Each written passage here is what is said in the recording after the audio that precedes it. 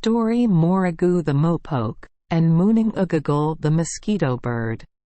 An old man lived with his 2 wives, the Mooninguggahgul sisters, and his 2 sons. The old man spent all his time making boomerangs, until at last he had 4 nets full of these weapons.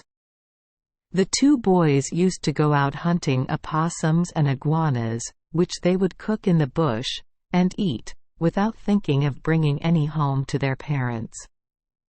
The old man asked them one day to bring him home some fat to rub his boomerangs with.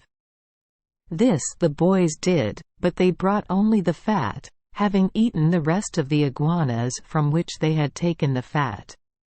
The old man was very angry that his sons were so greedy, but he said nothing, though he determined to punish them, for he thought, "When they were young, and could not hunt, I hunted for them and fed them well.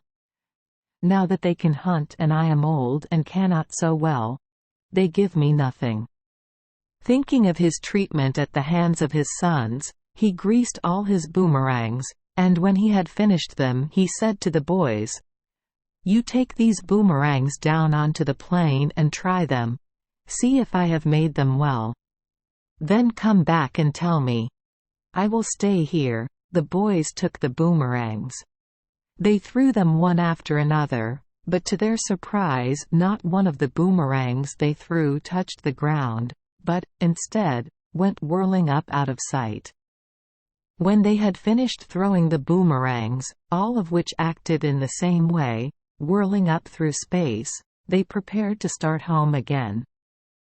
But as they looked round they saw a huge whirlwind coming towards them. They were frightened and called out, "Wurra-wilburu," for they knew there was a devil in the whirlwind. They laid hold of trees near at hand that it might not catch them. But the whirlwind spread out first one arm and rooted up one tree, then another arm, and rooted up another. The boys ran in fear from tree to tree, but each tree that they went to was torn up by the whirlwind. At last they ran to 2 mubu or beef wood trees, and clung tightly to them. After them rushed the whirlwind, sweeping all before it, and when it reached the mubu trees, to which the boys were clinging, it tore them from their roots and bore them upward swiftly, giving the boys no time to leave go, so they were borne upward clinging to the mubu trees. On the whirlwind bore them until they reached the sky, where it placed the 2 trees with the boys still clinging to them. And there they still are, near the Milky Way, and known as Wurra-wilburu. The boomerangs are scattered all along the Milky Way, for the whirlwind had gathered them all together in its rush through space. Having placed them all in the sky, down came the whirlwind, retaking its natural shape, which was that of the old man, for so had he wreaked his vengeance on his sons for neglecting their parents. As time went on, the mothers wondered why their sons did not return. It struck them as strange that the old man expressed no surprise at the absence of the boys, and they suspected that he knew more than he cared to say. For he only sat in the camp smiling while his wives discussed what could have happened to them, and he let the women go out and search alone. The mothers tracked their sons to the plain. There they saw that a big whirlwind had lately been, for trees were uprooted and strewn in every direction. They tracked their sons from tree to tree until at last they came to the place where the mubus had stood. They saw the tracks of their sons beside the places whence the trees had been uprooted, but of the trees and their sons they saw no further trace. Then they knew that they had all been borne up together by the whirlwind, and taken whither they knew not. Sadly they returned to their camp. When night came, they heard cries which they recognized as made by the voices of their sons, though they sounded as if coming from the sky. As the cries sounded again, the mothers looked up whence they came, and there they saw the mubu trees with their sons beside them. Then they knew that they would see no more their sons on earth, and great was their grief, and wroth were they with their husband, for they knew now that he must have been the devil in the whirlwind, who had so punished the boys. They vowed to avenge the loss of their boys.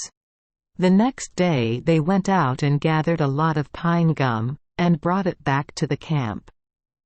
When they reached the camp, the old man called to one of his wives to come and tease his hair, as his head ached, and that alone would relieve the pain. One of the women went over to him, took his head on her lap, and teased his hair until at last the old man was soothed and sleepy. In the meantime the other wife was melting the gum. The one with the old man gave her a secret sign to come near. Then she asked the old man to lie on his back, that she might tease his front hair better. As he did so, she signed to the other woman, who quickly came, gave her some of the melted gum, which they both then poured hot into his eyes, filling them with it. In agony the old man jumped up and ran about, calling out, "Mooregoo, Mooregoo," as he ran. Out of the camp he ran and far away, still crying out in his agony, as he went. And never again did his wives see him, though every night they heard his cry of, "Mooregoo, Mooregoo." But though they never saw their husband, they saw a night hawk, the mopoke, and as that cried always, "Mooregoo, Mooregoo," as their husband had cried in his agony, they knew that he must have turned into the bird. After a time the women were changed into Mooninguggahgul, or mosquito birds. These birds are marked on the wings just like a mosquito, and every summer night you can hear them cry out incessantly, "Mooninguggahgul," which cry is the call for the mosquitoes to answer by coming out and buzzing in chorus. And as quickly the mosquitoes come out in answer to the summons, the Mooninguggahgul bid them fly everywhere and bite all they can. Thank you for joining us for today's fairy tale. We hope these stories bring joy and meaning to your day.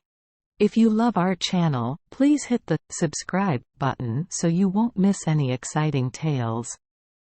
Wishing you a good night and sweet dreams. See you in the next story.